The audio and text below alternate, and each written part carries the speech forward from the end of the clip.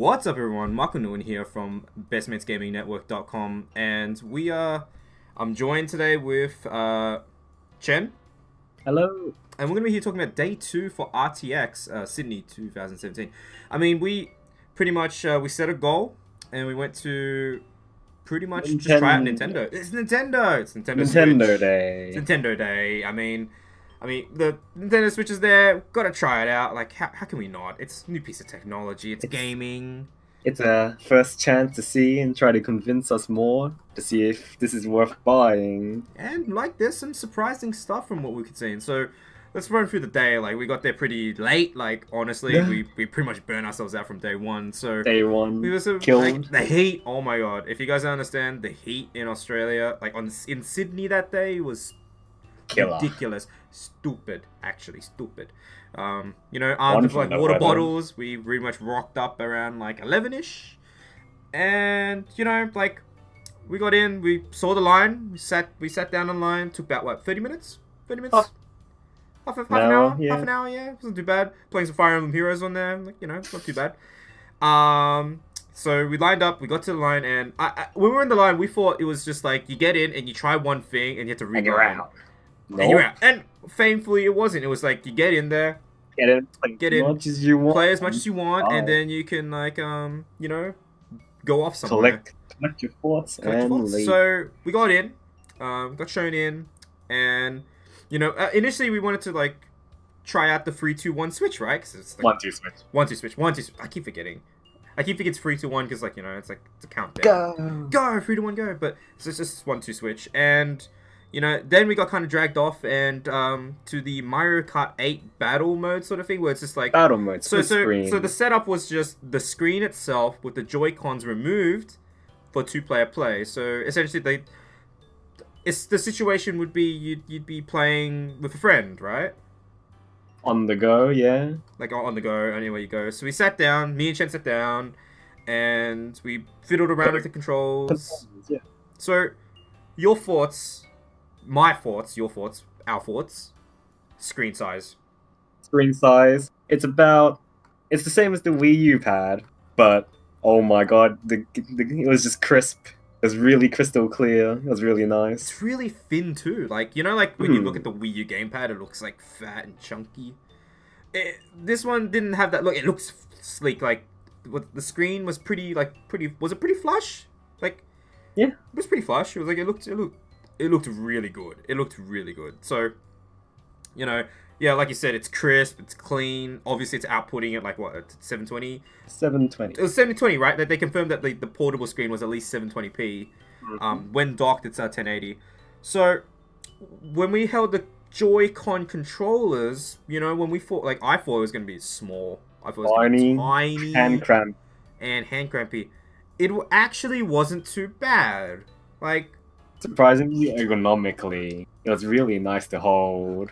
But my hands are relatively normal size. I'm not too sure how people with larger hands would chunky fare hands. with these Yeah, controllers. I mean, is it the most ideal way to play? No, but it is a way to play. Like, it doesn't hurt to have options. I mean, it kind of reminds me of like when we played Nidhogg and we have to share the controllers on the Vita. Yeah, it kind of reminds me of that, doesn't it? Like, it's just like, hey, instead of like have half the Vita, it's here, have half a controller. So in that sense, it is better. It's a lot better. We played some battle mode for Mario Kart 8. It's fine. It's pretty much better. I suck at it. Runs very well. Runs really well. It's like yeah, runs despite really the screen being in half and fairly small.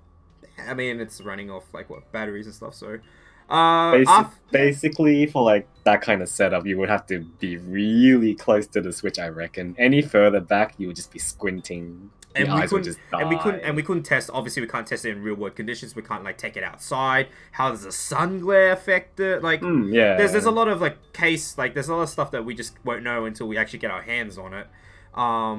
So after that, we kind of just shuffled along to the Ultra Street Fighter 2, the final challenger setup. Obviously, we saw I re-met an old sparring dude who I met like from Street Fighter 5, Kevin Burnout Kim. I mean, he's Like he's like I honestly think he's just like the Sydney sort of ambassador for Capcom at this point. Like he's gone to Evo, he's gone all this stuff. So so we were trying out, and the good thing about this setup is like thankfully every setup that we saw at this Nintendo Switch thing, it's a different thing. It's a different thing each time. This time we got to actually try out the Pro controller, the Switch Pro controller. I mean, I like it, but Chen, you said you had something about it that you just didn't like. It might have just been because it's a fighting game. The D-pads felt a bit too clunky for my liking. It kind of reminds me of the Wii U Pro controller D-pad, because like it felt like you need to like use a lot of force to actually press the button down, in my opinion. And like like we can't just say like, oh, it's a brand new controller. It's like, oh, maybe just a bit stiff. Like we don't know. It's not our controller, so we can't really do a judgment of it. So we just have to wait. Like it could be that it actually is stiff by design. We don't know.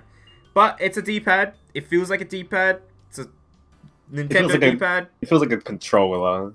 There's nothing special. I don't think there's anything too special to say about the Pro controller. It's just. What was the layout again? The layout was like the Was it like the 360 pad? I can't remember. Yes, similar to the 360 pad. Yeah, I think that's what threw me off because I'm not used to the 360 pad. I'm used to the PlayStation pads. I love the 360 pad. No problem. I just don't like having my thumb all the way at the bottom. That's just me though. That's just my personal thing. But how about the game itself? Street Fighter 2, Ultra Fist, Street Fighter 2 Final Challenges. Feels fun. It felt old. Like Street Fighter. It felt old but new. It felt clean. It looked clean. Really clean. I mean, it's just pixels and like stuff. It's like it's sprite work. It's just really high definition sprite work. Yeah, I was gonna say it's just really well up-res stuff. So it's a nice game. I think that game would be really cool. With that Mario Kart 8 setup, just like set it up and then here's a Joy-Con. Let's play. Because all you need is like what? Those like NES buttons, and the Joy-Con sort of emulates that. So it would definitely be pretty jank to play, nonetheless playable. So that's fine. Considering the Joy-Con has like the Z and ZR buttons on the top, you know, like when it's vertically, I would, because that kind of like gets in the way. I reckon half the times, like you accidentally click it. If that's bound to something, especially in like a fighting game, like Street Fighter, they could fuck you up pretty bad. I'm sure you could like turn that off. Like, I mean, fighting games now like are pretty open with their key bound, so I could see it being just a thing where you could just turn it off. I doubt that like by design, like I think I mentioned this like a long time ago, but well, not a long time ago. The Switch only just got announced. The Switch Joy-Con just reminds me of an NES controller. Like it's essentially the same buttons, just two extra on the side. But I mean, Street Fighter 2 was made for the Super Nintendo, wasn't it? Yeah, it was. So it makes sense. So yeah, the controllers and Super Nintendo, not NES. I said NES, didn't I? That's a mistake. Anyway, Ultra Street Fighter 2, the final challenges. I like it. I think it's really cool. It's Street Fighter. It's Street Fighter. That setup was obviously connected via dock. Yes. And it was connected to the TV. What we could see was that it had two USB ports for the Pro controllers, it seemed. So that was pretty cool. Like it's tethered, like there's a tethering option, so that's cool. Then we waddled over to Arms. Oh my! How do we even begin with Arms right now? Is amazing. I think Arms stole the show. Like stole the conference. Oh, not the conference. Stole the setup, right? The setup, like it stole it like straight away. We played like two rounds, but it was enough. It was enough to know. The motion control things, like I mean, sure, everyone's pretty much sick of them now, but I don't know. I feel like it works again. Like it's like, you know what? I think why it works, and I think you mentioned it on the day. There's no sensor bar. Yeah. There's no sensor bar. Like for some magic they've done. Some magic they've done to the controllers. The Joy-Cons. There's no sensor bar anywhere, and it's like, what is this? And like, I think that's like the first inkling of there's some serious tech. Did we not think about this? Like, there's some tech in here. That was the first time we thought, where's the sensor bar? There isn't one. So, like, then we're playing Arms, right? And Arms you use like it's a 1v1 fighting game, 3D space, really It's cool. weird. It's Wii boxing on drugs. That is right. That's right. It is just Wii boxing. It's Wii boxing fleshed out into like a fully amazing, like a real game. I feel my god, that I didn't even think about that. Arms has pretty good, like, a lifespan if Nintendo supports it correctly. I mean, we know that Nintendo supported Smash really well. Like imagine they applied the like Smash like mentality to Arms, right? DLC characters, patches, community. I It feel could that work. It could really work. I feel that Arms would probably need more characters at this stage, because what was in the demo, at least, if that's maybe representative, probably not. I of the probably final doubt product. it. I probably doubt it. I think it needs more characters. It needs But much more considering characters. if this is like their first sort of like, oh, here's a bunch of characters and like their archetypes, right? Well, what are archetypes? We've got like two heavies, Master Mummy and Mechanica. We've got two pretty much standards, Ribbon Girl and Spring Boy? Spring Man. He's just Josuke really. Squiggle Hair. And we got Ninja Dude. Ninja Taru? Can't remember his name. Ninja Man. And well, that's 3 archetypes already: heavy, light, and speed. So I mean, if they're going for the archetypes, like we can introduce more characters. I mean, that's already an odd number. They should have 2 for each, maybe. But then that's still a pretty low number for a roster. But you know, maybe like if they were to like if they really sold this game, they could have like what Little Mac in. Yeah. Imagine like just like They could have like Vanity, like cool like Nintendo IP characters in there. I mean, it's a first party game. Like there's nothing stopping them. Yeah. So it's also a good way to support and continue like potential future development for the game, I guess. Yeah, I mean, DLC, patches, community, it can work. I mean, Splatoon had its own community. I mean, it had its own patches, had its own DLC.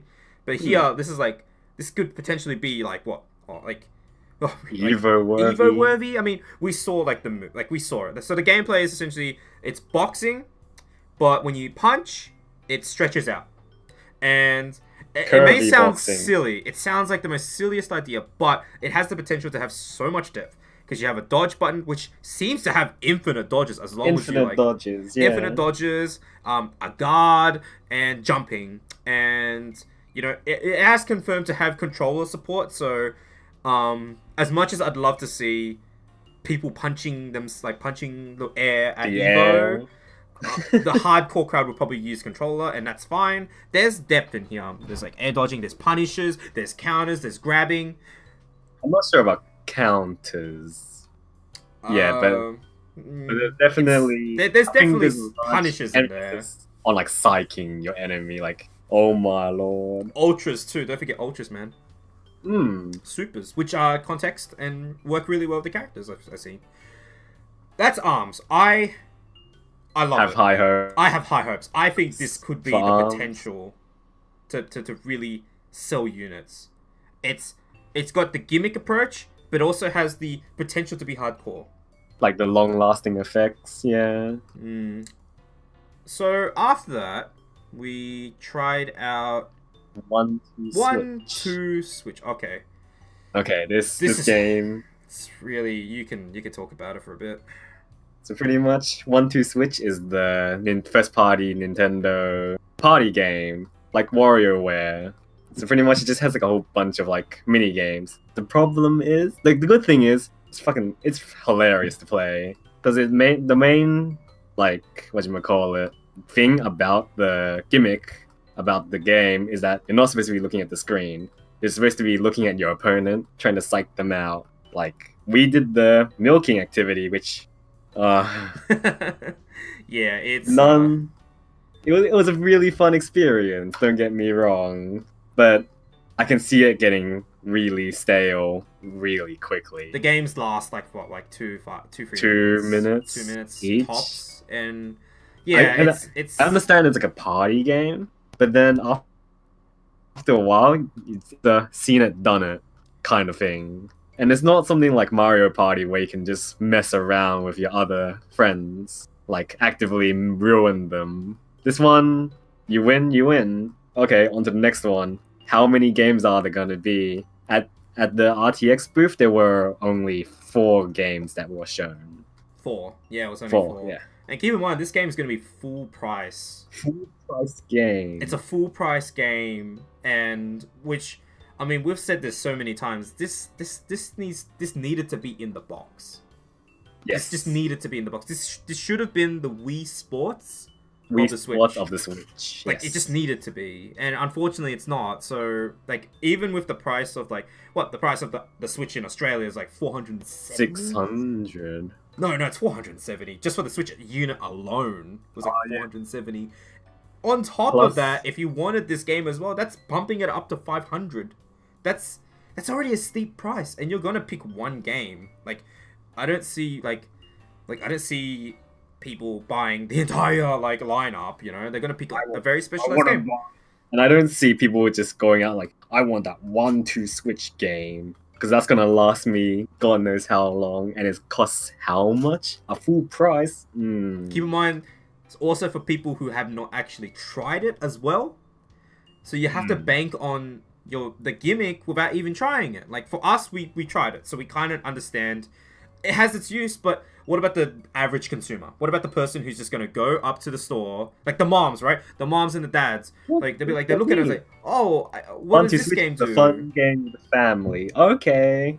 Oh no. I'm gonna be yeah, like it's like I think it's not good value at this point. Yeah. Not but like, most if there's like 50 games on it, maybe once it goes if there's on like if there's like $1 per game, maybe I don't know, but that'd be probably a bit better. But $1 for like 2 minutes, I don't think that's enough. And there's only so many things they can fiddle around with the 1-2 formula.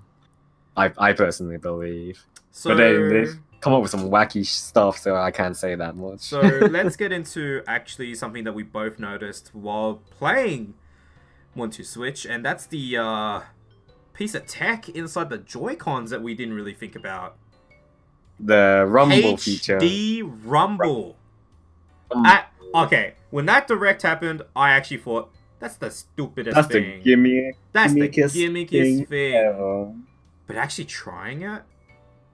Yo, there's something in here. For context, during the other squeezing moments, I think the rumble like went from top to bottom of the controller. Yeah. So, like, I tried explaining this in best way possible, but like the only way I could like really explain it is that, you know, like when you have like the Wiimote. Like, you had the old Wiimotes, right? Like, you know, it's rumble. Because it's just rumbles. It just shakes in your hand. It's like, it's kind of like, just shake as hard as you can. With the HD Rumble, it seems to have context rumble, and as dumb as that sounds, it when you're like the activity we did, which was milking a cow. Like, I'm not gonna say it's like it actually felt like milking a cow. No. But it does have like a different sensation to the different kinds of rumble that we've had before. Like, this is next level rumble. Like, I'll give props to Nintendo for innovating on something that I didn't think needed innovating. But by God, they've innovated somehow, and it's the HD Rumble.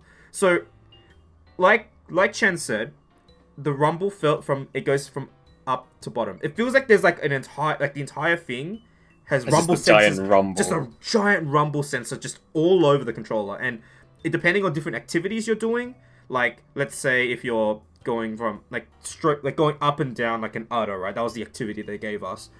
You could actually feel like it's doing feedback. It's actually vibrating back up. Like, it's weird to explain. Up down. That's the Switch's rumble feature.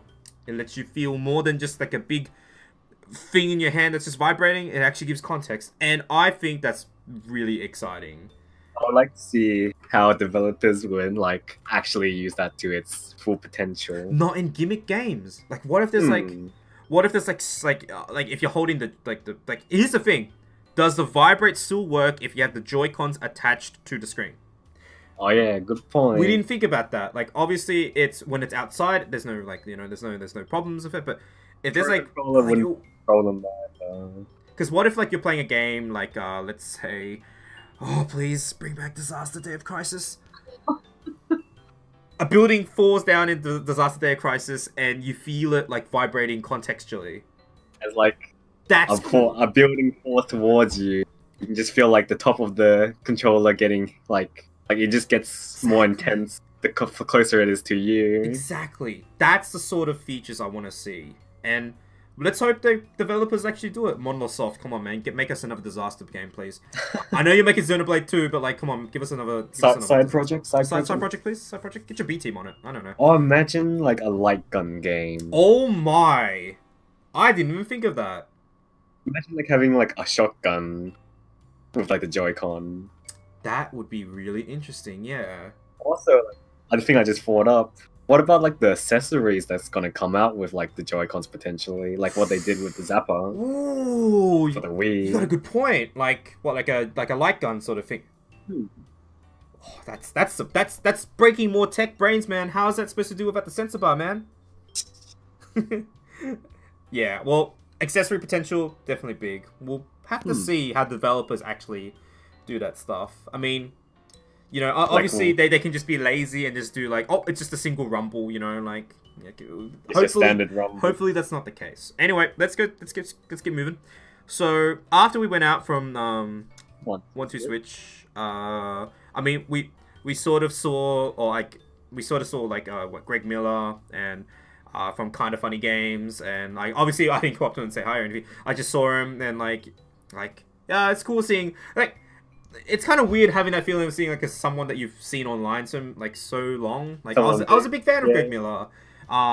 Like just randomly there. It does have that weird feeling, and like the thing is, like, me and you were there on a mission. We were here to look at the Switch, so it's like, oh cool. Oh, hey, it's Greg Miller. Cool. Let's move on. Let's get back to Switch. So after we walked over to the Mario Kart 8 the Mario Kart 8 sort of setup where it's, instead of the Joy-Cons being removed, it was together. Attached. It was an entire unit, essentially. It was an entire unit.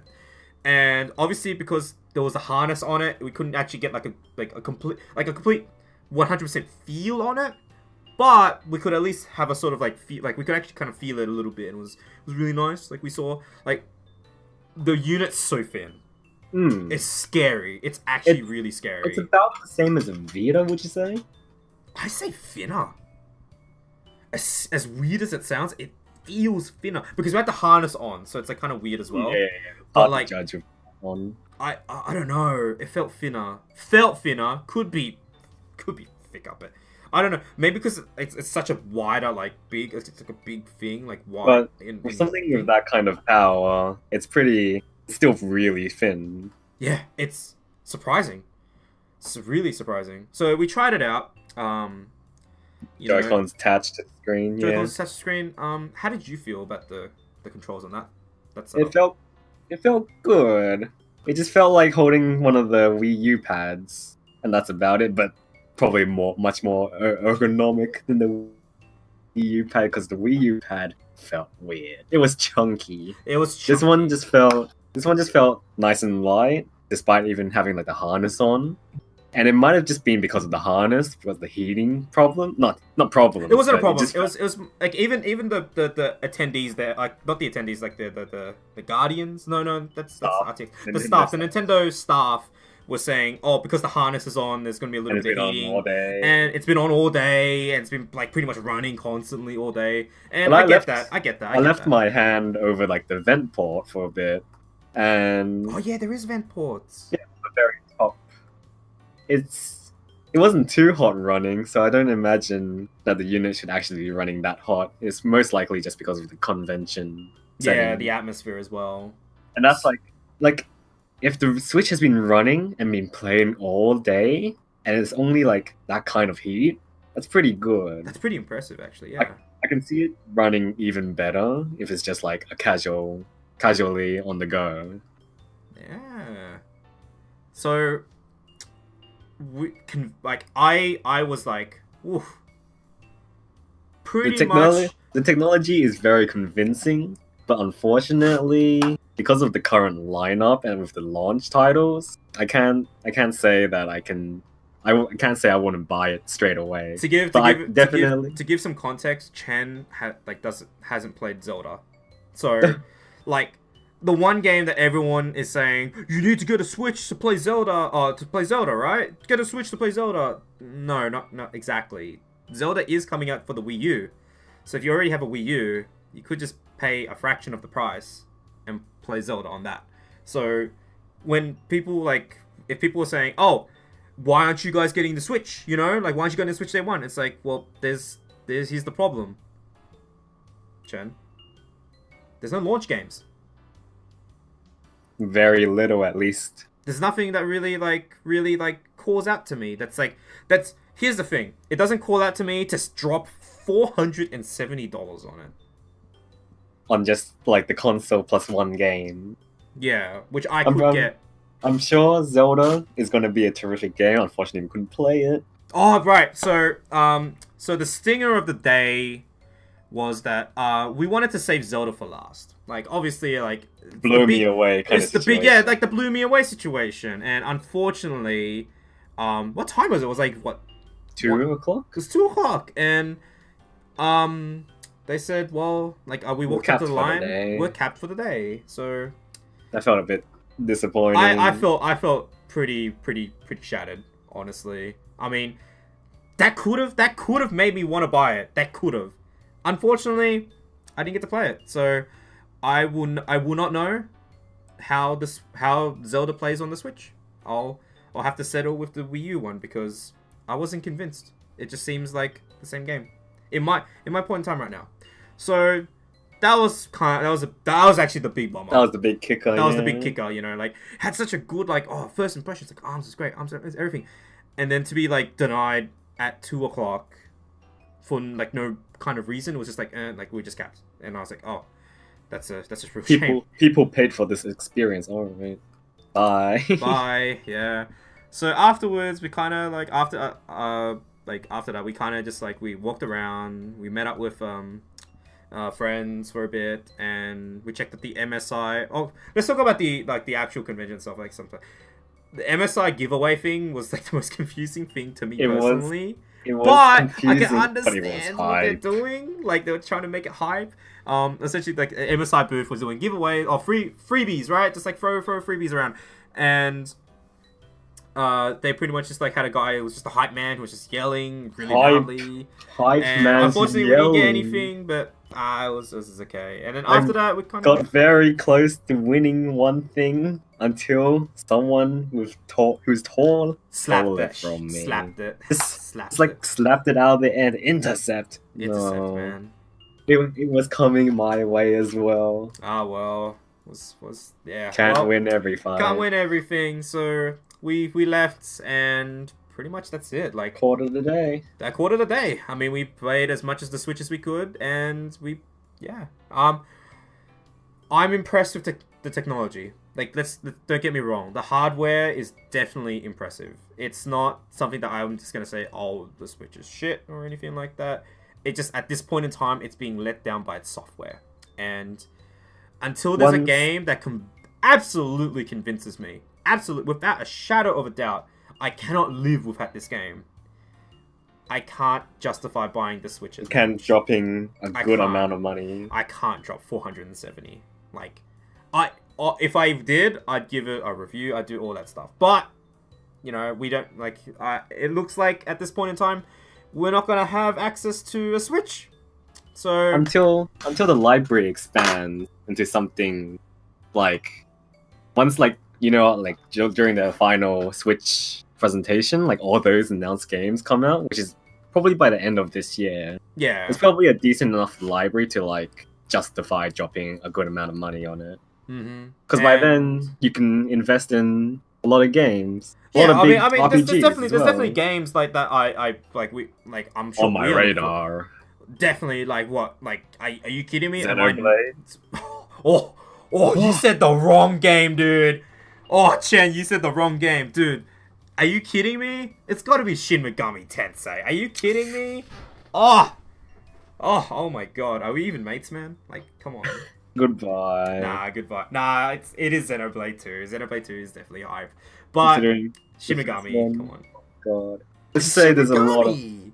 Then you gotta realize that's not gonna come to the West in a long time. Translate. Hey, you forget that SMT4 came out like 3 months after the Japanese release. That's still 3 months. That's 3 months. That's better than a freaking year. That's better than Persona 5 right now. I was about to say it's better than Valentine's Day. Wait, huh?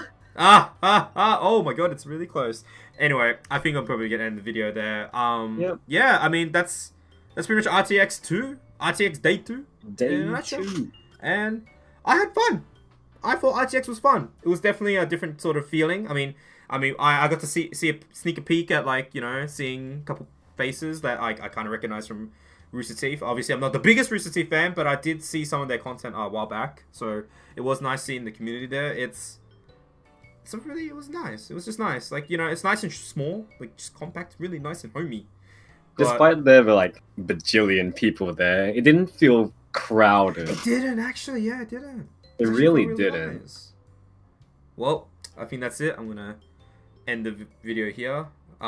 Anyway, leave a like, comment, and subscribe, and you know, check back here for more content once you feel like it. I guess. Yeah. I mean, we love talking about games. We love talking about it.